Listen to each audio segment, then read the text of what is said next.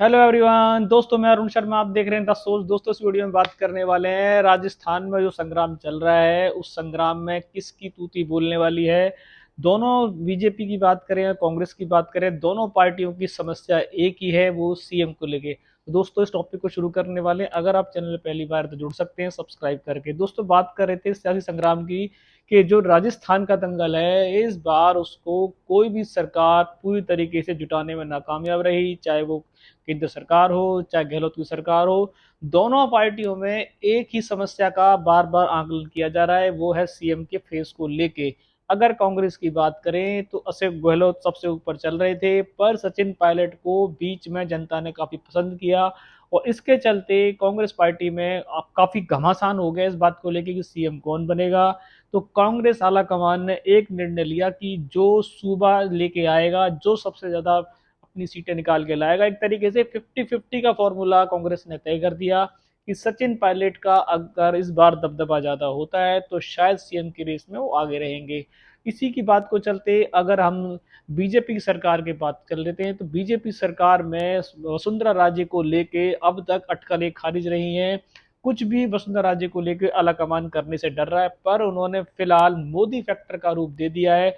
गुटबाजी चरम सीमा पे थी और वो वसुंधरा राजे को किसी भी तरीके से सीएम नहीं बनने देना चाह रहे थे। यहाँ तक कि सीएम का टिकट भी देने को बीजेपी तैयार नहीं है। इस तरीके का संग्राम बढ़ता गया और जितना संग्राम बढ़ा, वसुंधरा राजे ने उतनी बार बीजेपी के लिए नई नई यात्रा ठोक डाली और मोदी के मंच पे जिस तरीके से उनको अवहेलना झेलनी पड़ी, मोदी ने साफ उनको एक तरीके से तजब्बो नहीं दी और आला कमान की तरफ से रातों रात मीटिंगें चली। पर वसुंधरा राजे का संग्राम बढ़ता ही गया और अभी खत्म होने के कगार पे नहीं है। कांग्रेस में भी यही गुटबाजी देखी जा रही है कि कांग्रेस में जहां सचिन पायलट प्रचार करते हैं वहां धुआंधार पब्लिक सैलाब उमड़ के आता है, जहां गहलोत प्रचार करते हैं वहां पब्लिक नदारद हो जाती है।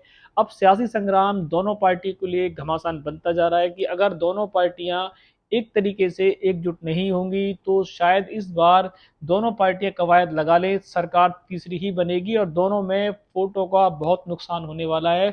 जिस तरीके की ग्राउंड जीरो पे बात की गई उस तरीके का जब पब्लिक से पूछा गया तो आधी पब्लिक वसुंधरा राजे को लेकर तैयार है, आधी पब्लिक मोदी जी के चेहरे पे तैयार है, आधी बाजी पब्लिक से बात की गई सचिन पायलट को वोट देना चाहते हैं, आधी पब्लिक की बात करें तो अशोक गहलोत।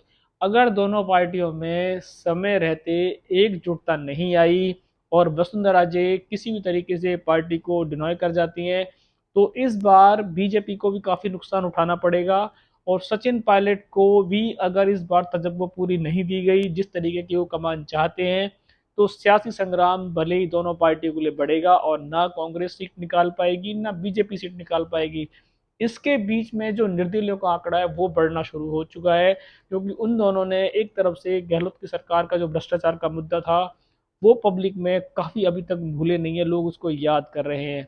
और वसुंधरा राजे का जो मुद्दा है वो बीजेपी आला कमान भी सुलझाने में नाकामयाब है और वो किसी भी तरीके से इस बार उनका विकल्प लाने की जो कोशिश उनके मन में चल रही है, ये विकल्प से शायद बीजेपी इस बार फंसती नजर आ जाएगी, क्योंकि मोदी फैक्टर से प्रभाव तो बहुत पड़ेगा और वोटर आएगा भी, पर वसुंधरा राजे का भी अपना एक कद है, स्थानीय नेता की भी कवायद होती है, उसको मोदी फैक्टर के से निकाला नहीं जा सकता, जो बीजेपी समझने को तैयार नहीं है। और दोनों पार्टियां भले ही धुआंधार प्रचार कर रही हो, पर वोटर इस बार उलझ के रख गया है कि वो अगर कांग्रेस में रहते हैं तो सचिन पायलट को वोट दें, और कुछ एरियो में तो सचिन पायलट के लिए लोगों ने आवाज उठाई कि वो गहलोत को वोट नहीं देंगे, सिर्फ सचिन पायलट को वोट देंगे। पर इस तरीके की बातें पार्टी बर्दाश्त नहीं करती। इस तरीके की पार्टी को बीजेपी को भी देखने को मिल रहा है कि वसुंधरा राजे के लिए जब कवायद होती है तो बीजेपी पल्ला झाड़ना शुरू हो जाती है। और जो बीजेपी के दल के केंद्रीय मंत्री हैं वो इस बार मैदान में उतरने की तैयारी बीजेपी कर चुकी है।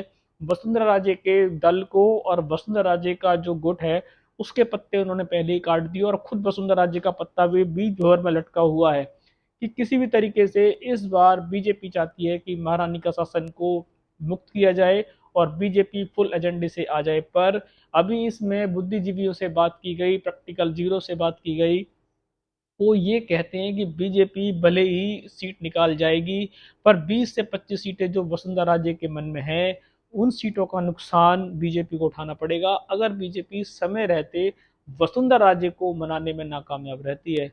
पर बीजेपी इस बार अपने जो केंद्रीय मंत्री हैं उनकी गुटबाजी में की शिकार है और वो वसुंधरा राजे को किसी भी तरीके से तजब्बो देने को तैयार नहीं है, चाहे पार्टी का थोड़ा साफ हो जाए या पार्टी विक्ट्री हासिल कर जाए।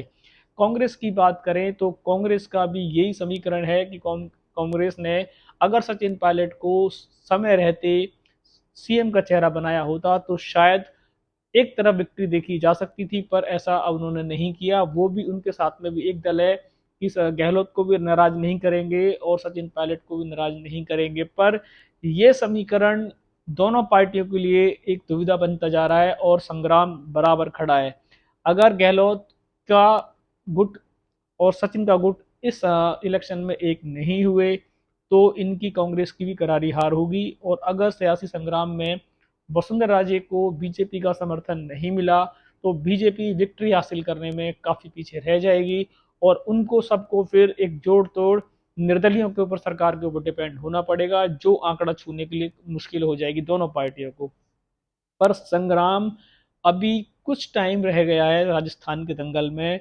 पर ये दंगल इस टाइम देखा जाए तो पूरे हिंदुस्तान का राजस्थान का दंगल सबसे बड़ा दंगल माना जा रहा है और इसके रण में अच्छे अच्छे आला कमान धराशायी हो गए और किसी की भी नहीं चल पा रही, चाहे राहुल गांधी हो, चाहे मोदी जी हो, चाहे बीजेपी नड्डा हो, चाहे अमित शाह हो। आए दिन मीटिंगें हो रही हैं पर राजस्थान का दंगल सुलझने को तैयार नहीं है, वसुंधरा राजे मानने को तैयार नहीं है, सचिन और अशोक गहलोत के तूती अलग अलग बोलती नजर आ रही है। अभी भी कुछ खेमे में गुटबाजी है, जो कांग्रेस माने या ना माने। पर बीजेपी के गुट में तो प्रॉपरली खेमेबाजी है, जो बीजेपी को खुद पता है और बीजेपी इस बात को जोड़ तोड़ में लगी है कि किसी भी तरीके से वसुंधरा राजे को खेमे में लिया तो जाए पर गुटबाजी खत्म हो जाए। पर गुट ये नहीं चाहता, वो किसी भी तरीके से वसुंधरा राजे को दोबारा कमान दे दे। वो उसका विकल्प दिया कुमारी को लेकर ढूंढ रहा है और शायद उनके मन में ये एक आस है कि अगर वसुंधरा राजे गलती से चली भी जाती हैं तो हम रानी की जगह, महारानी की जगह रानी को विकल्प का यूज कर सकते हैं। अब ये समय बताएगा कि सियासी संग्राम चरम सीमा पे कितना बढ़ेगा। क्या दोनों पार्टियां समय रहते आपसी मतभेद को भुला पाएंगी, और अगर ये नहीं बुला पाई तो इस बार इनकी सरकार को सेंध लगनी जरूरी है और नई पार्टियों को चांस मिलना जरूरी है। दोस्तों फिलहाल राजस्थान का रण अपने आप में संग्राम का एक जो रूप लेके जा रहा है उसमें घटने की कोई कगार नजर नहीं आ रहे। चुनाव में कुछ टाइम रह गया, दिसंबर में आने वाले का इलेक्शन का टाइम हो सकता है, डेट्स अभी आ जाएंगी। पर फिलहाल दोनों पार्टियां अपने अपने गुट को समाप्त करने में नाकामयाब रही हैं और इस बार हो सकता है कि राजस्थान की सरकार में जो बीजेपी परिवर्तन लाना चाह रही थी, बीजेपी का परिवर्तन ना हो पर भले ही कोई तीसरी पार्टी परिवर्तन कर जाए। जो भी इसमें अपडेट रहेगा, जितनी प्रतिक्रियाएं रहेंगी हम आपको ला के देंगे। राजस्थान की पल पल की खबर आपको टाइम पे मिलेगी। अगर आप चैनल पे पहली बार है तो जुड़ सकते हैं ताकि जितनी भी डिबेट्स आपने अब तो मिस की हैं वो आपको मिलेंगी और आने वाली डिबेट आपको टाइम पे मिलेगी। मैं मिलूंगा दोस्तों नए समीकरण के साथ, तब तक अपना ध्यान रखें। नमस्कार दोस्तों।